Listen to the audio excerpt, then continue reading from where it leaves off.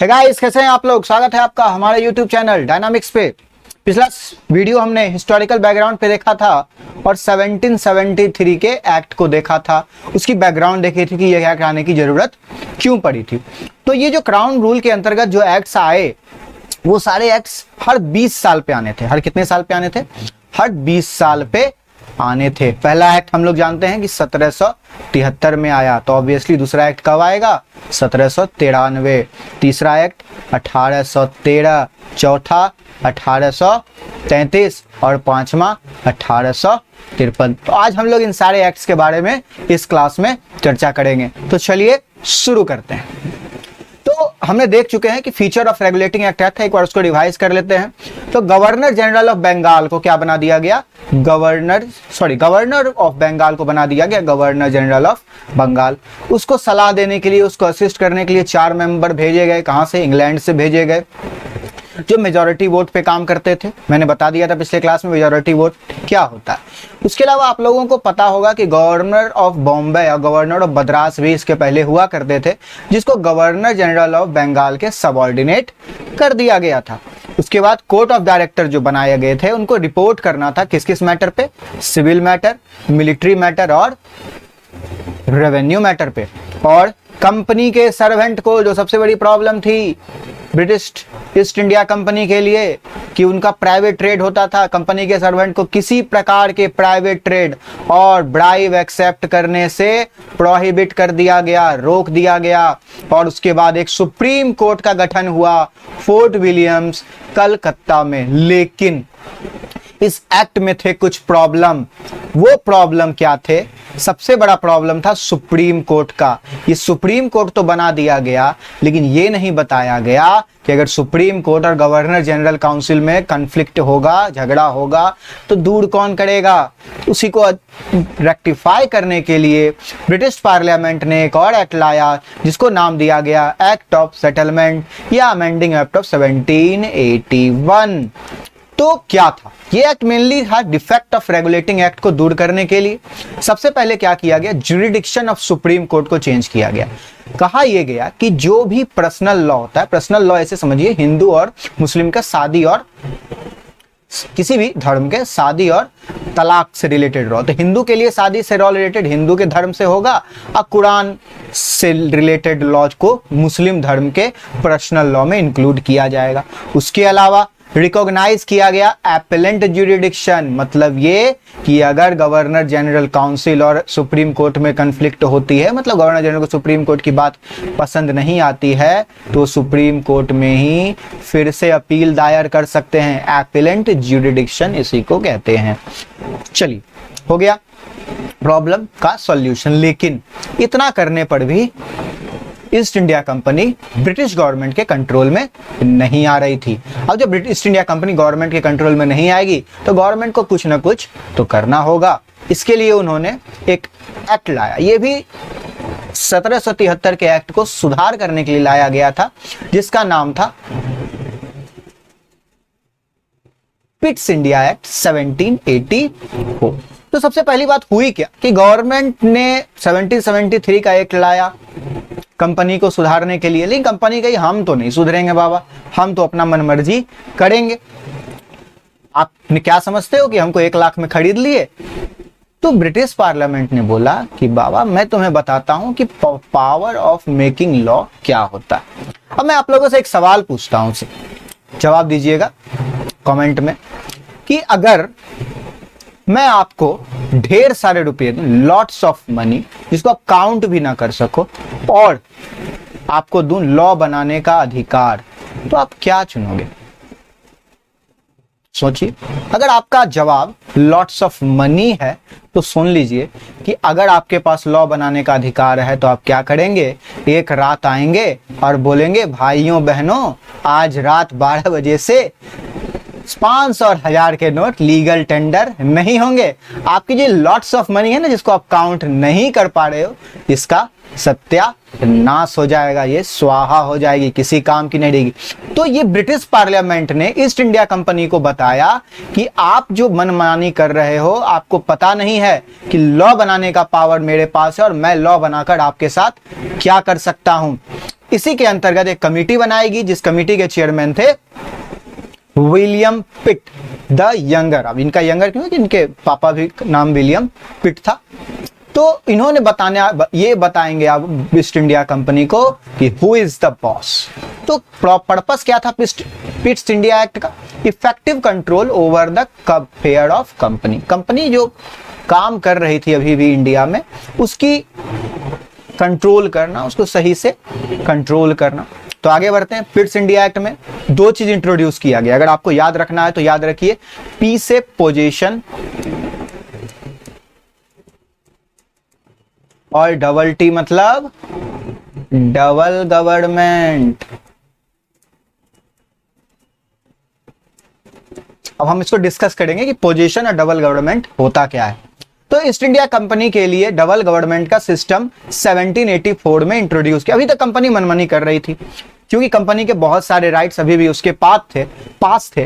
तो इस एक्ट में 1784 के ईस्ट इंडिया एक्ट में ब्रिटिश पार्लियामेंट ने मिलिट्री सिविल रेवेन्यू को कंपनी के हाथ से छीन लिया। मतलब क्या? मतलब ये कि कंपनी एक सिर्फ कमर्शियल बॉडी बन के रहेगी, मतलब वो सिर्फ ट्रेड करेगी और कुछ नहीं। अब फिर से देखिए, कंपनी के पावर को कंट्रोल करने के लिए डबल गवर्नमेंट में पहला पार्ट था बोर्ड ऑफ कंट्रोल और दूसरा था court of director. Board of control में 6 मेंबर थे।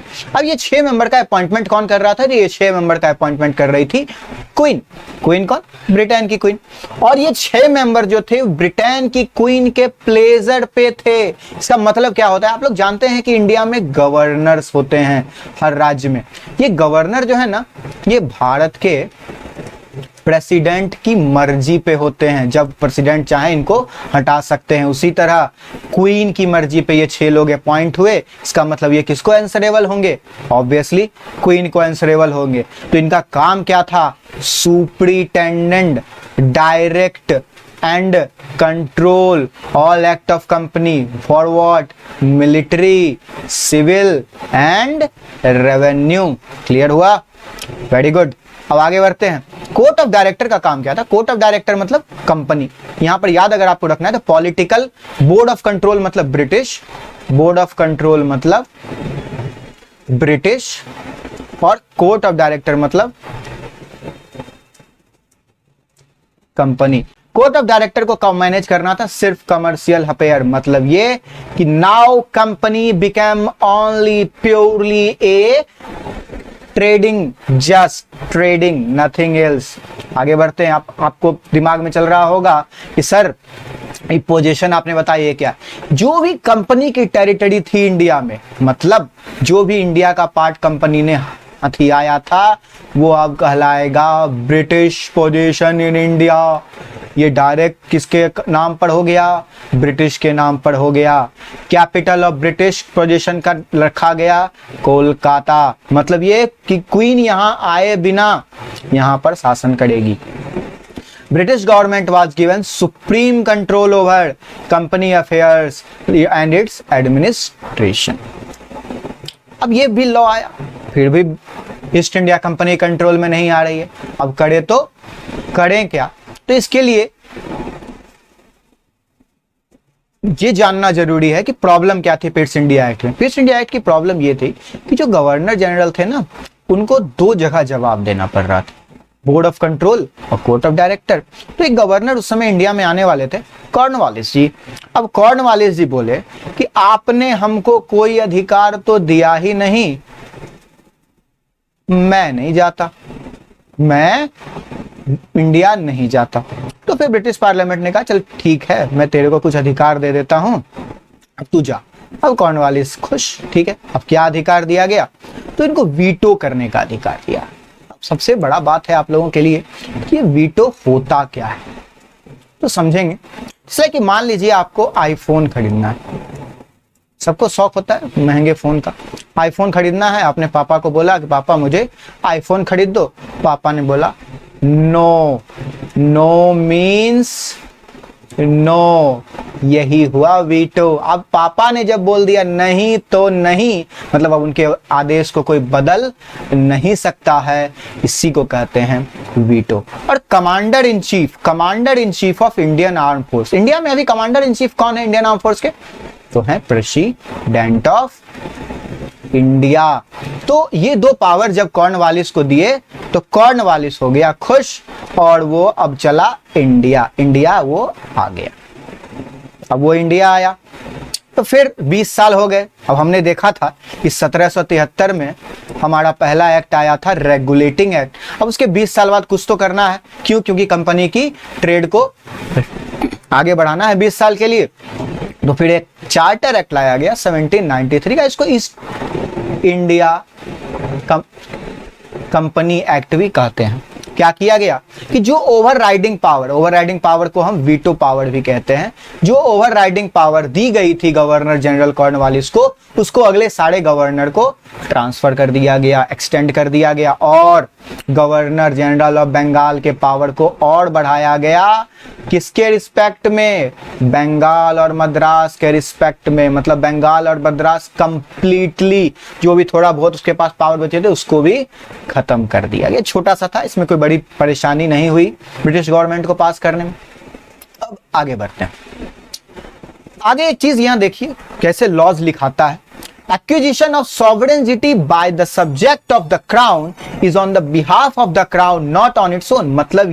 मतलब ये कि कंपनी की पॉलिटिकल फंक्शन वो किसके बिहाफ पे हो जाएगी?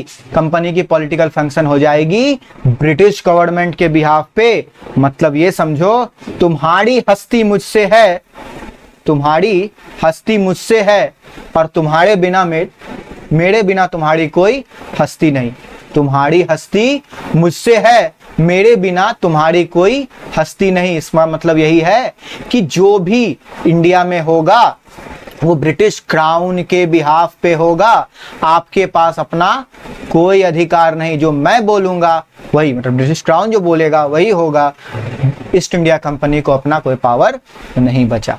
समझ में आया? चलिए आगे बढ़ते हैं। अब आई बात, 20 साल हो गए, 1793 में हमने पहला एक्ट बनाया, इसमें अब 20 साल जोड़ेंगे तो आ जाता है 1813 का। इसका एक बैकग्राउंड स्टोरी हम समझते हैं।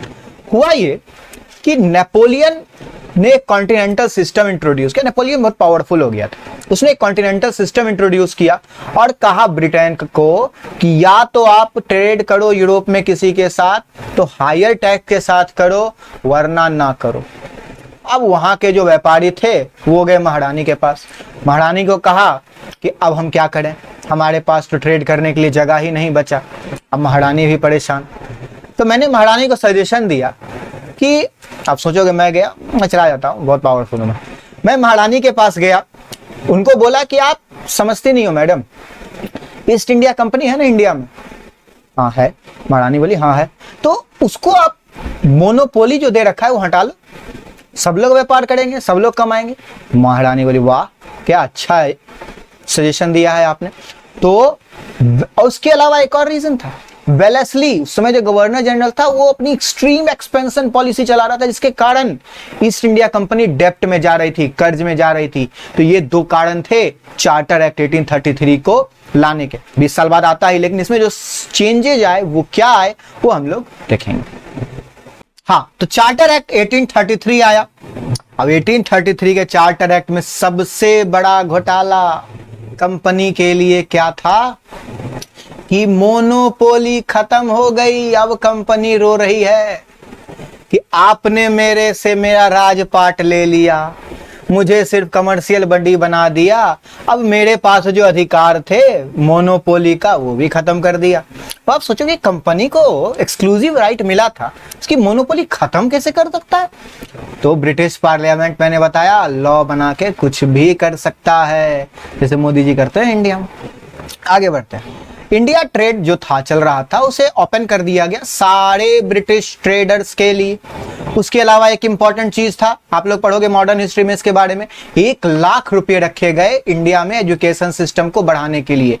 और ये 1 लाख इंडिया के भला के लिए नहीं, इंडिया में उन लोगों को चाहिए था पढ़े लिखे मजदूर, मतलब ऐसे लोग इंडिया में वो खड़ा करना चाहते थे जो पढ़े लिखे हों, उनका राजपाट संभालने में मदद करें ब्रिटिश का।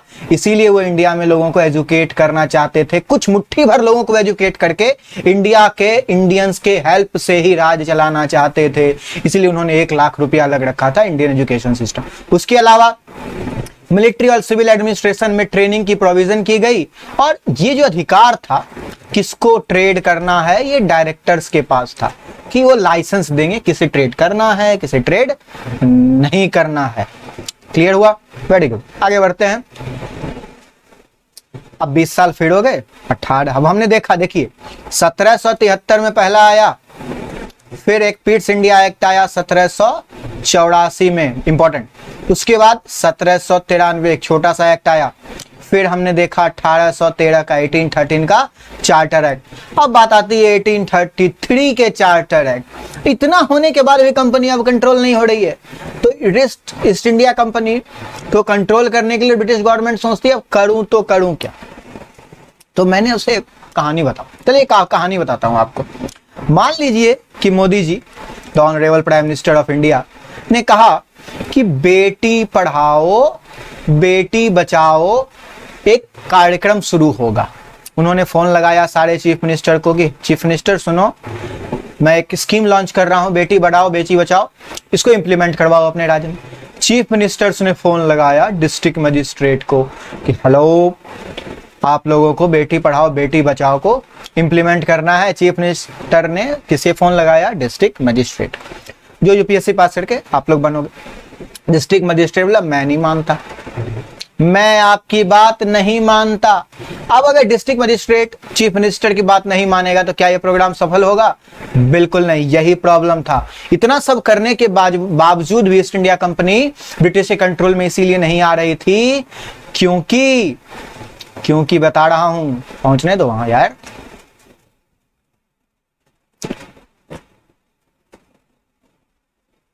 क्योंकि ईस्ट इंडिया कंपनी स्पॉन्सर करती थी सिविल सर्वेंट्स को। कहां से? हैलीब्यूडी कॉलेज। अब अगर मैं किसी से स्पॉन्सर होकर पढ़ूंगा तो मैं किसको जवाबदेही होऊंगा? ऑब्वियसली ईस्ट इंडिया कंपनी को जवाबदेही होऊंगा। और आपने देखा कि अगर डीएम कुछ ना करे तो देश में पत्ता भी ना हिलता। तो इसीलिए इस प्रॉब्लम का सॉल्यूशन की शुरुआत 1833 में गवर्नमेंट ने करने की कोशिश की, ब्रिटिश पार्लियामेंट ने करने की कोशिश की। और मेजर चेंजेस देखेंगे 1833 एक्ट के। सेंट्रलाइजेशन हुआ पावर का, ब्रिटिश पार्लियामेंट का कंट्रोल इंडिया में भी हो गया, ब्रिटिश पार्लियामेंट का कंट्रोल कंपनी का उसके घर पे भी, मतलब घर पे जो कोर्ट ऑफ डायरेक्टर्स बनाए गए थे, हमने देखा था 1773 के एक्ट में, उस पे भी कंट्रोल हो गया। गवर्नर जनरल ऑफ बंगाल को बना दिया गया गवर्नर जनरल ऑफ इंडिया, मतलब एक ब्रॉड टर्म पूरा इंडिया कंपनी का। Lord William Bentinck become the first governor general of India. याद रखें, फर्स्ट गवर्नर जनरल कौन है? Lord William Bentinck. Governor general के काउंसिल को लॉ बनाने का अधिकार दिया गया। किस पे? देखिए लॉ लिखने का तरीका बड़ा शानदार होता है। All person place and things within the territory of India. हर चीज, हर आदमी जो इंडिया में है, किसमें? ब्रिटिश पोजीशन इन इंडिया में, उस पे एक लॉ बनाने का अधिकार किसे दिया गया? गवर्नर जनरल की काउंसिल को। लॉ मेंबर में एक काउंसिल में एक लॉ मेंबर ऐड किया। क्यों ऐड किया हूं? सलाह देने के लिए कि भाई लॉ कभी सुप्रीम कोर्ट में जाके स्ट्राइक डाउन ना हो जाए, सुप्रीम कोर्ट से नल वॉइड डिक्लेयर कर दे। ईस्ट इंडिया कंपनी सिर्फ और सिर्फ एडमिनिस्ट्रेटिव बन गई और सिविल सर्विस को ओपन किया गया। मैंने बताया कि सिविल सर्विस को ओपन किया गया 1833 में, लेकिन ईस्ट इंडिया कंपनी को यह पसंद नहीं आया। उसके कोर्ट ऑफ डायरेक्टर ने हंगामा कर दिया, जिसके कारण 1833 में ओपन कंपटीशन शुरुआत नहीं हो पाई। तो हम लोग देखेंगे कि ओपन कंपटीशन में प्रॉब्लम क्या थी। तो सिविल सर्विस जो था दो पार्ट में डिवाइडेड, लोअर सिविल सर्विस और higher civil service. Lower civil service में क्लर्कियल जॉब के लोग होते थे। क्लर्कियल जॉब सबके लिए ओपन था, ओपन फॉर ऑल। लेकिन हायर सिविल सर्विस खुला नहीं था, और ये खुला नहीं था तो किसके लिए स्पॉन्सर्ड हो रहा था? ईस्ट इंडिया कंपनी, जिसके कारण पूरा देश अभी भी ईस्ट इंडिया कंपनी के अंडर में था, ईस्ट इंडिया कंपनी के हिसाब से चल रहा था, तब गवर्नमेंट ने लाया 1853 का चार्टर एक्ट। दिस एक्ट के बारे में कहा जाता है कि लास्ट नेल इन कॉफिन था, मतलब ईस्ट इंडिया कंपनी को पूरी तरह से खत्म कर दिया गया। और लेकिन अब ईस्ट इंडिया कंपनी खत्म तो कर दिए, कुछ तो पावर दो। मैं आया था यहाँ व्यापार करने, उतरा तो उन्हें इंडेफिनिट एक्सटेंशन दिया, जब तक आप चाहो इंडिया में ट्रेड कर सकते हो। लेकिन शासन अब British parliament, British government, queen के अंडर में ही होगा। तो हम लोग देखते हैं कि चार्टर एक्ट में क्या क्या चीजें थी। तो कोर्ट ऑफ डायरेक्टर आपने देखा था 1773 में 24 को नियुक्त किया गया था, उसको 18 कर दिया गया। उस 18 में से 6 अपॉइंट होंगे क्राउन, और क्राउन से लिए अपॉइंट होंगे तो किसको जवाब दे होंगे? क्राउन को, क्वीन को ही जवाब दे होंगे। सेपरेट जनरल काउंसिल बनाया गया, मतलब एक मिनी पार्लियामेंट बनाया गया, जिसको इंडियन लेजिस्लेटिव काउंसिल भी कहते हैं। अब सिविल सर्विस सबके लिए खोल दिया गया। अब जैसे ही सिविल सर्विस खुला, ईस्ट इंडिया कंपनी का बाजा बज गया। लोकल रिप्रेजेंटेशन इंट्रोड्यूस किया गया, जिसमें ये 6 मेंबर का काउंसिल था। इस 6 मेंबर के काउंसिल में 4 अपॉइंट होते थे, एक मद्रास से, बॉम्बे से, बंगाल से और आगरा से। क्लियर? 1773 में 24, उसको 18 किया गया। एक नया जनरल काउंसिल बनाया गया, जिसे हम मिनी पार्लियामेंट या इंडियन जनरल काउंसिल भी कहते हैं। इसे हम मिनी पार्लियामेंट भी कहते हैं। अब आपने देख लिया कि this was the last nail in the coffin of British government, east India company, sorry. अब आगे बढ़ते, इसके बाद क्या हुआ आप जानते हैं कि 1857 में फिर होगा the great revolution, first revolution, और इसके बाद 1858 में आएगा गवर्नमेंट ऑफ इंडिया एक्ट। मतलब अब चार्टर एक्ट की जरूरत खत्म। क्योंकि चार्टर एक्ट क्यों लाया गया था?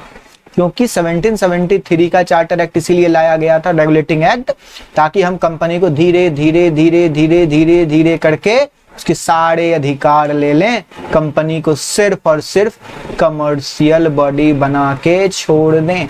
तो ये काम ब्रिटिश पार्लियामेंट ने कर लिया, इसीलिए अब चार्टर एक्ट की जरूरत नहीं पड़ी। अब हम लोग अगला वीडियो लाएंगे एमसीक्यू सेशन क्राउन रूल पे, तो आप लोग तैयार रहिएगा, जल्दी वो वीडियो आएगा, रिवाइज करते रहिएगा। और कोई डाउट हो तो आप मुझे मेरे YouTube channel, sorry Telegram channel पे, जिसका नाम है नीलांशु सर, आप सर्च करोगे आपको मिल जाएगा, वहां आप ज्वाइन कर सकते हो। किसी प्रकार का सवाल आप मुझसे वहां पूछ सकते हो, जैसे ही मुझे टाइम मिलेगा मैं आपको जवाब देने की कोशिश करूंगा। तब तक के लिए धन्यवाद, अपना ख्याल रखें।